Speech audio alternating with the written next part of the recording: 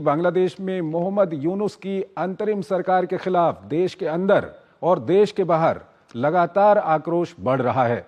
जहां एक ओर बांग्लादेश के प्रमुख राजनीतिक दल बीएनपी ने चुनाव न कराने को लेकर अंतरिम सरकार के ऊपर हमला बोला है, वहीं देश में हिंदुओं और अल्पसंख्यकों पर हो रहे अत्याचार को लेकर कई संगठनों ने अमेरिका के निर्वाचित राष्ट्रपति ट्रंप से गुहार लगाई है। शेख हसीना की सरकार को रौंदकर गठित हुई अंतरिम सरकार के साथ बांग्लादेश की विपक्षी पार्टी बीएनपी का हनीमून अब खत्म होता दिखाई दे रहा है। शुरुआत में बांग्लादेश नेशनलिस्ट पार्टी ने देश में फैली अराजकता की स्थिति को भरपूर अपने पक्ष में मोड़ने की कोशिश की, लेकिन चुनाव को लेकर यूनुस के इरादे से बीएनपी में बेचैनी पैदा हो गई। बीएनपी अपने पसंदीदा ढांचे के तहत एक तेज चुनाव प्रक्रिया पर जोर दे रही है, जबकि यूनुस का प्रशासन स्वतंत्र और निष्पक्ष चुनाव सुनिश्चित करने के लिए सुधारों की वकालत करता रहा है। दरअसल पिछले दिनों यूनुस ने मतदान की न्यूनतम आयु घटाकर 17 साल किए जाने की सिफारिश की थी। इस पर बीएनपी ने कड़ी प्रतिक्रिया देते हुए कहा कि इसका सीधा मतलब है कि अंतरिम सरकार जानबूझकर चुनाव प्रक्रिया में देरी करने की कोशिश कर रही है। हाल में यूनुस ने 2025 के अंत और 26 की शुरुआत में चुनाव कराने के संकेत दिए थे। इस बीच बांग्लादेश में बढ़ते धार्मिक और जातीय अल्पसंख्यकों के खिलाफ अत्याचार के मद्देनजर बांग्लादेशी अमेरिकी हिंदुओं, बौद्धों और ईसाइयों के एक गठबंधन ने अमेरिका के नवनिर्वाचित राष्ट्रपति डोनाल्ड ट्रंप से हस्तक्षेप करने का आग्रह किया। ट्रंप को भेजे गए एक ज्ञापन में समूह ने अल्पसंख्यक समुदायों की रक्षा में मदद करने का आग्रह किया है। समूह ने ट्रंप से संत चिन्मय कृष्णदास की तत्काल रिहाई सुनिश्चित करने का भी आग्रह किया। कृष्णदास के बारे में इनका कहना है कि उन्हें देशद्रोह के आरोप में गलत तरीके से गिरफ्तार किया गया है। समूह ने कहा कि बांग्लादेश के कट्टरपंथ की ओर बढ़ने का खतरा है, जिसका न केवल दक्षिण एशिया बल्कि पूरे विश्व पर दूरगामी प्रभाव हो सकता है। चिन्मय को 25 नवंबर को देशद्रोह के आरोप में ढाका हवाई अड्डे से गिरफ्तार किया गया था। इस बीच बांग्लादेश के हिंदू संगठनों से जुड़े प्रतिनिधियों ने दिल्ली में प्रेस वार्ता कर अपने साथ होने वाले अत्याचार की ओर दुनिया का ध्यान खींचा। उन्होंने मामले में संयुक्त राष्ट्र से हस्तक्षेप करने की मांग की और अल्पसंख्यकों की सुरक्षा सुनिश्चित करने का अनुरोध किया। उधर बांग्लादेश के एक अखबार द बिजनेस स्टैंडर्ड ने पाकिस्तानी सेना के बांग्लादेश पहुंचने के दावे को खारिज कर दिया है। आईएसपीआर के हवाले से अखबार ने कहा है कि पाकिस्तानी सेना के किसी प्रशिक्षण दल के ट्रेनिंग के लिए बांग्लादेश आने की खबर बिल्कुल निराधार है। आलोक बंसल हमारे साथ जुड़ रहे हैं, विदेशी मामलों के जानकार हैं, उनसे हम बातचीत करेंगे। आलोक जी, बहुत बहुत स्वागत है आपका हमारे इस कार्यक्रम में। पहला सवाल जो आपके सामने मैं रखने जा रहा हूं वो सवाल यही है कि आवामी लीग की बात अलग थी, लेकिन अब बीएनपी भी जो अंतरिम सरकार है उसका विरोध करने लगी है, कह रही है कि आप जल्दी चुनाव क्यों नहीं करवा रहे। देखिए, बीएनपी अंतरिम सरकार का जब तक ही समर्थन कर रही थी जब तक कि आवामी लीग की सरकार को हटाने की बात थी, लेकिन बीएनपी चाहती है कि चुनाव शीघ्र हो, क्योंकि उसको लगता है कि इस वक्त जो हालात हैं उसमें अगर चुनाव होंगे तो बीएनपी की जीत अवश्यंभावी है। जो अंतरिम सरकार है वो चुनाव नहीं चाहती, क्योंकि अगर अंतरिम सरकार होगी तो यूनुस साहब तो कोई चुनाव जीत ही नहीं सकते, ना उनकी कोई पार्टी है ना उनके कोई समर्थक हैं। लेकिन अगर बिना चुनाव के अधिकार मिले हुए हैं तो कोई सत्ता क्यों छोड़ना चाहेगा। और वही हम देख रहे हैं कि ये जो अंतरिम सरकार है, जो ना कि संवैधानिक है ना कानूनी रूप से कहीं वैध है, ये सत्ता पर बैठी रहना चाहती है, कोई चुनाव नहीं कराना चाहती और सत्ता का सुख भोगना चाहती है। आलोक जी, आपसे ये भी जानना चाहेंगे कि आवामी लीग अच्छा खासा जो समर्थन है, वहां की जो आवाम है उसका समर्थन आवामी लीग को रहा है, ये पहले हमने देखा है। बीएनपी भी एक बड़ा राजनीतिक दल है, उसके भी अच्छे खासे वहां पर समर्थक हैं। तो ये जो अंतरिम सरकार फैसले ले रही है या अंतरिम सरकार जो चुनाव अभी नहीं कराने की बात कर रही है, किसके बेसिस पे ये बात कर रही है, किनका इनको समर्थन है? देखिए, इस अंतरिम सरकार मेरे हिसाब से पूरी तरह से गैर वैधानिक है, गैर कानूनी है, इसका कोई भी अस्तित्व नहीं है। इसको समर्थन देना या इसको रिकॉग्नाइज करना मेरे ख्याल से बिल्कुल ही गलत है। ना ये संविधान के अनुसार है, ना किसी भी अंतरराष्ट्रीय कानून के अनुसार है। ये विदेशी शक्तियों के समर्थन से एक झटके में आ गई और एक अकर्मण्य सैनिक अधिकारियों के सैनिक चीफ के रहते हुए इसका सत्ता पे आगमन हुआ, लेकिन ना इसको जनता का समर्थन है। मेरा ये हमेशा से मानना है कि बांग्लादेश के अंदर करीब 30% लोग कट्टर आवामी लीग समर्थक हैं वो आज भी चुनाव होगा तो आवामी लीग के लिए 30% समर्थन गारंटीड है। उसी तरीके से बीएनपी का भी करीब 20-25% जो समर्थन है वो गारंटीड है। वो बाकी जो है, जो लोग हैं वो सत्ता में लोगों को लाते हैं और हटाते हैं।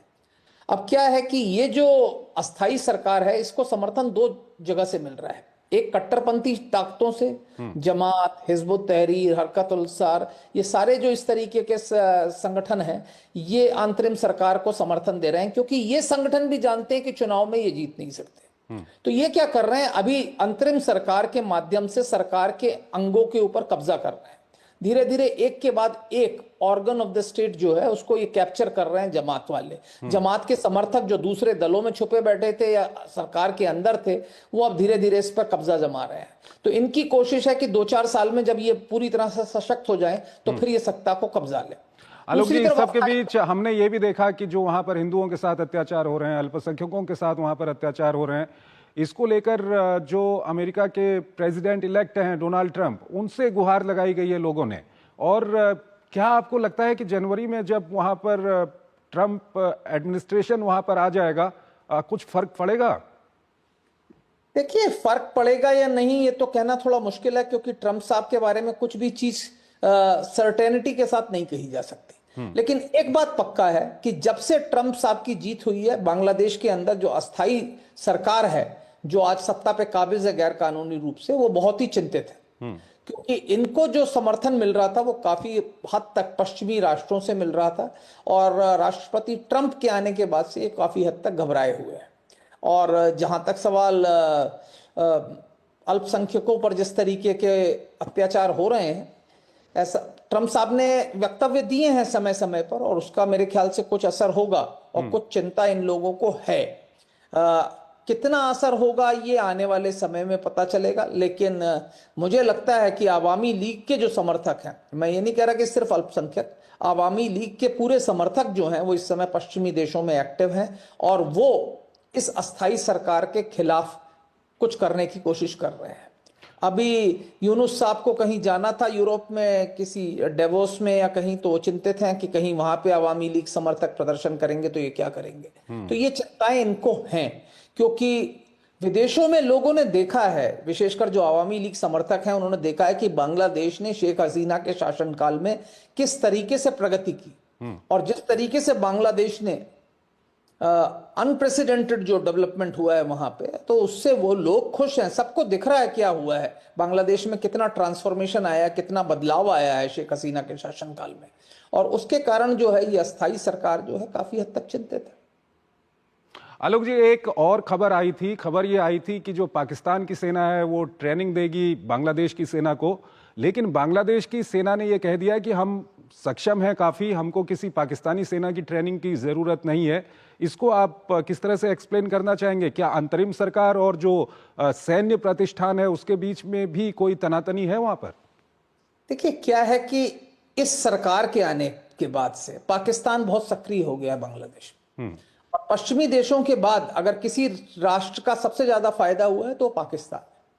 तो वो पाकिस्तान के जो अधिकारी हैं, पाकिस्तान, क्योंकि जमात जो शासन के अंगों पर कब्जा करती चली जा रही है, जमात कभी भी हमेशा से पाकिस्तान समर्थक रही है। वो बांग्लादेश को चाहती नहीं थी, वो बांग्लादेश का तो उन्होंने स्थापना का भी विरोध किया था। तो जमात के जो समर्थक लोग हैं जो शासन के अंग में हैं वो पाकिस्तान से काफी मिल रहे हैं। आप देख रहे हैं कि यूनुस साहब भी शहबाज शरीफ से मिलते हैं, अन्य लोग भी इधर उधर मिल रहे हैं। तो क्या है कि कोशिश की गई कि पाकिस्तान, लेकिन उनको यह भी पता चला कि इसका जो है विरोध हो रहा है देश के अंदर, क्योंकि आज भी एक बड़ी संख्या में बांग्लादेशी हैं जो नहीं चाहेंगे कि किसी भी तरीके का पाकिस्तान के साथ सहयोग हो। तो उनका समर्थन प्राप्त करने के लिए इसको तुरंत वापस कर दिया गया है। जो पहले वक्तव्य आया था कि इनको 4 जगह पे प्रशिक्षण दिया जाएगा, अब उनका वक्तव्य आया कि नहीं, हम अपने आप में सक्षम है, हमें पाकिस्तानी सेना की कोई जरूरत नहीं है। और इसमें कोई शक की बात नहीं है। मेरा ये मानना है कि पाकिस्तान की सेना बांग्लादेश की सेना को कुछ सिखा नहीं सकती। जी, एक अंतिम सवाल है, संक्षेप में बताइएगा, जो लोग गुहार लगा रहे हैं, जो लोग प्रेस कॉन्फ्रेंस कर रहे हैं वहां पर जो अल्पसंख्यकों के साथ अत्याचार हो रहे हैं, उनका ये कहना है कि संयुक्त राष्ट्र इस पे कुछ करे, और संयुक्त राष्ट्र की किस तरह की स्थिति है, क्या है, उस पर अभी हम बहस नहीं करना चाहते। आपको लगता है कि संयुक्त राष्ट्र कोई कदम उठा सकता है इसको लेकर के, या उठाने चाहिए? क्या कुछ कहेंगे आप? देखिए, सबसे पहला कदम तो ये उठाना चाहिए कि इस सरकार को रिकॉग्नाइज ही नहीं करना चाहिए। अगर संयुक्त राष्ट्र या वैश्विक जनमत जो है शेख हसीना को ही आज बांग्लादेश की प्रधानमंत्री माने, चूंकि उन्होंने कोई इस्तीफा त्यागपत्र नहीं दिया है, तो सवाल ही खत्म हो जाता है। अगर शेख हसीना बांग्लादेश की प्रधानमंत्री हैं तो समस्या का काफी हद तक अंत हो सकता है, क्योंकि सेना अभी भी पशोपश में है। तो अगर एक बार शेख हसीना अपने आप को डिक्लेयर कर दें कि मैं प्रधानमंत्री हूं और सेना को मेरे आदेश को मानना चाहिए, तो मेरे ख्याल से इस शासन को गिरने में ज्यादा समय नहीं लगेगा। ठीक है आलोक जी, आप हमारे साथ बने रहिए। एक और विषय है जिस पर हम आपसे बातचीत करेंगे। फिलहाल यहाँ पर हमको एक छोटा सा ब्रेक लेना है। आज सुनो, खाने में कोई स्वाद नहीं है।